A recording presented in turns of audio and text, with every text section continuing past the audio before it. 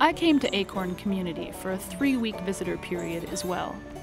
It was founded in 1993 by some former Twin Oaks members and others. It had about 20 members at the time of my visit and runs its own heirloom seed business called Southern Exposure Seed Exchange.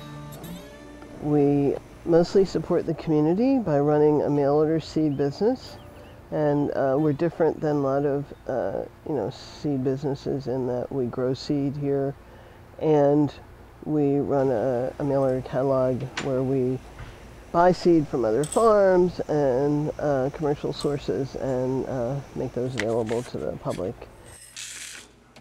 We sell open pollinated seeds so that our customers have the possibility of saving their own seeds and providing information in our catalog about seed saving as well as growing. So, and doing lots of workshops and writing articles and things to support that activity as well as selling seeds to people. Hopefully all this flesh and all this other, and the skin and all that crap will float on the top. And you can get the seed off the bottom by pouring it through. Then we're just getting it as clean as we can. Hopefully most of the flesh and stuff's out of there. The fact that we have this internal labor system, I think, allows us a lot of flexibility with our time and the projects that we can pursue for each other. And I find this to be a very supportive environment, both materially and culturally. Everyone here is very supportive of people here trying to learn new skills or get into new areas or develop alternate aspects of their personality. Don't put the garlic in upside down. This thing should go up. Otherwise, it will be very confused. The jobs get mixed up so much. We have a chart that we fill out every week, just signing up for different jobs like cooking and cleaning and stuff like that. So you get chances to do those different things and to work with different people. There's just a beautiful gardening, farming kind of life here. I like digging potatoes and picking beans and doing all the work that comes along with that. It's really nice, good, satisfying work. There's very few places where you can do so many different things. You're not stuck doing this one thing. I think the power of the group offers that. I'd been doing a lot of seed processing, a fair amount of gardening, and I've been doing more office work because it's been chilly.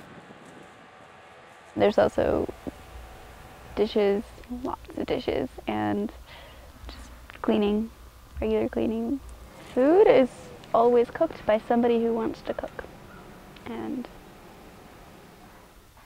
that's great. Ira, do you think people would be opposed to having chopped toasted almonds in the salad? I think it would be okay. I think it would be more okay with me to have them so that people could sprinkle on their salad if they like. I will then toast and chop some almonds to sprinkle on.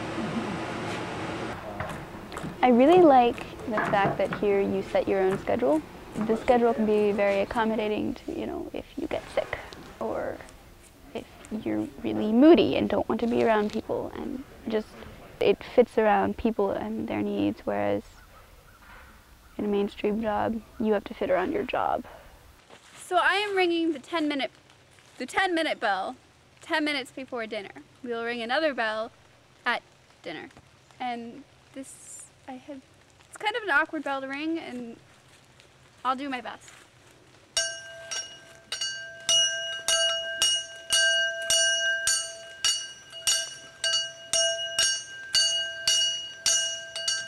I hope it was loud enough. Maybe you should do it again just in case. Maybe. No, we're done. All right. All right, if you say so. We get a monthly stipend of about $70 for luxuries like beer and cigarettes and movies. I mean, we have a Netflix account, but going to the theater, these sorts of things. We have a very small monthly stipend for that. And the rest of the income of the community is plowed into community resources.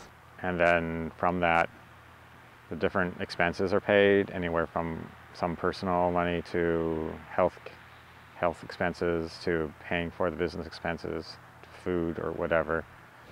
And what this means is that we can live a very low money lifestyle because purchases made at the community level are very efficient as far as producing utility per member. But it also means that all the equity generated by the community's businesses is plowed back into the community. Individual members accumulate a very marginal amount of equity. I think people who move to this place don't realize what it means to live on $60 a month. It's like, you know, they probably live pretty cheaply on the outside or something, but they didn't realize that when you have a lot of money coming through and you're young, it's like you can just spend it on consumables like that, and you get used to that, and people don't realize like that can amount to thousands of dollars every year, just tobacco, alcohol. I have a lot of friends that still live out there, and when I go to visit them, they tend to live a much higher money lifestyle than I do. So it's pretty easy for me to blow a month's stipend in like 2 days, going to a restaurant and then a bar. Oh, Jesus, you know. And that's, you know, that's a lifestyle that's much more difficult to maintain when you don't have a lot of income flow coming in. So living a low money lifestyle, trying to, you know, like figure out all these cool ways to get around not having a lot of money, it's really awesome for me, because I really love being cheap. Though the members live on little cash for luxuries, their seed business is thriving. The seed business is growing incredibly quickly. We've been experiencing something like 20 to 30% growth for the past number of years, and then this last year, we experienced something like 70% growth in 1 year, which is absolutely crazy. It's bonkers. And it was probably some, you know, combination of a maturing organics movement and maturing like eat local movement and just like our natural growth as a small business, and then also good old-fashioned fear of apocalypse. As a result, there's sufficient money for all the basic needs for members of Acorn, and a little to help out their neighbors at Twin Oaks, too. The recession has really kicked their hammocks business in the gut, and the tofu business is doing okay, but it's been great. We've been in a position this last year to actually be hiring Twin Oaks and to be reversing the flow of money, you know, because it's a situation where they have a lot of resources still and they don't have a lot of money, and we need a lot of resources and we have a lot of money, so, you know, it's a match made in heaven.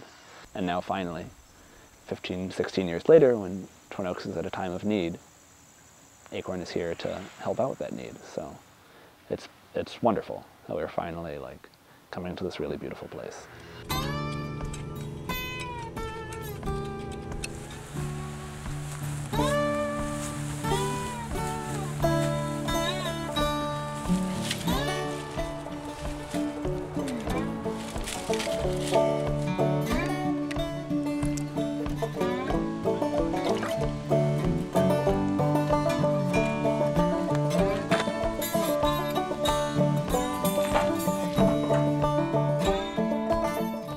Acorn. I would like to come back here and keep it as a place in my life that I come to periodically.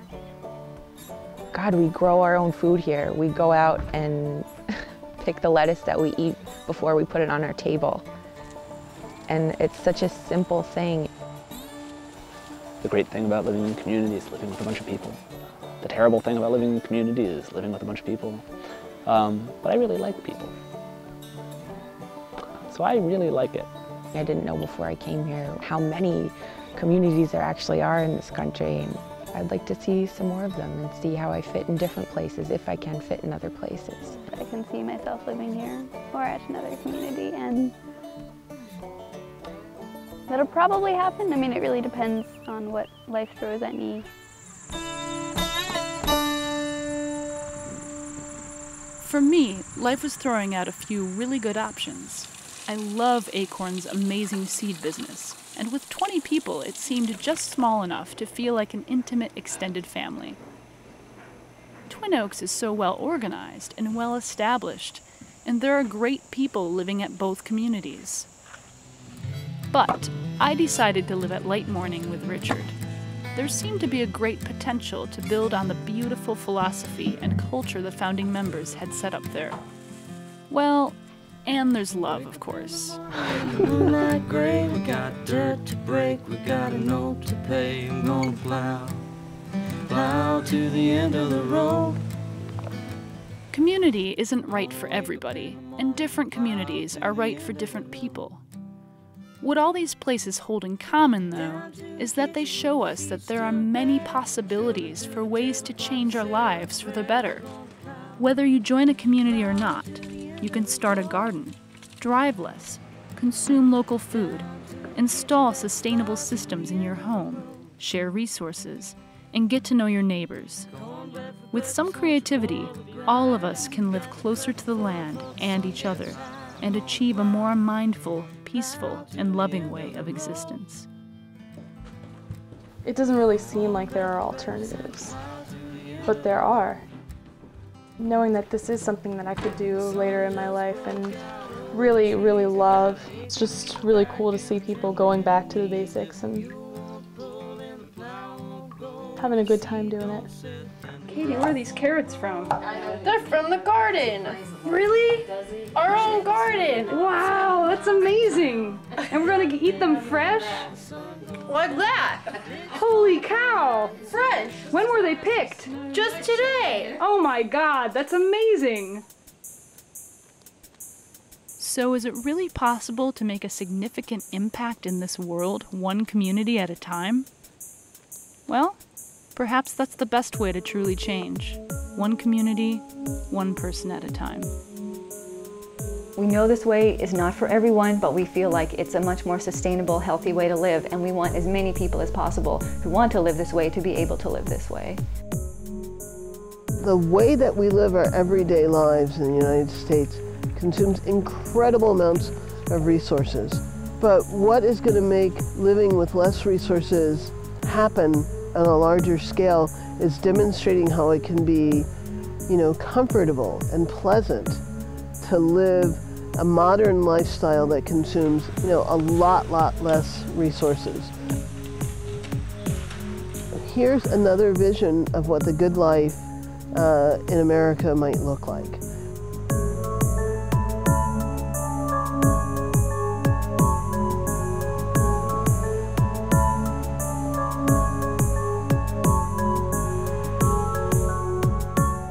It's just a great way to live, to be involved in a consensus decision-making system where everything that happens is talked about and agreed upon by everyone. It's about as empowered as you can get, I think. And to be part of a community all taking care of each other, all working together on projects that excite us, to be constantly fed by excellent, excited cooks from wonderful organic food, lots of it grown here. It's said that Twin Oaks is an experiment, and I think most of the people here are willing to be in that experimental phase and leave the question unanswered, like have we achieved what we set out to do? Well, we're still trying to figure out what that is, but in the meantime, let's find a way to be cooperative rather than competitive. It's not that I think you can change the world, but I think the world needs changing, and this is one way of shaking my fist at the powers that be and saying, we might not succeed, but I'd feel really bad for not trying. Somebody has to do these experiments, and we are a part of that somebody.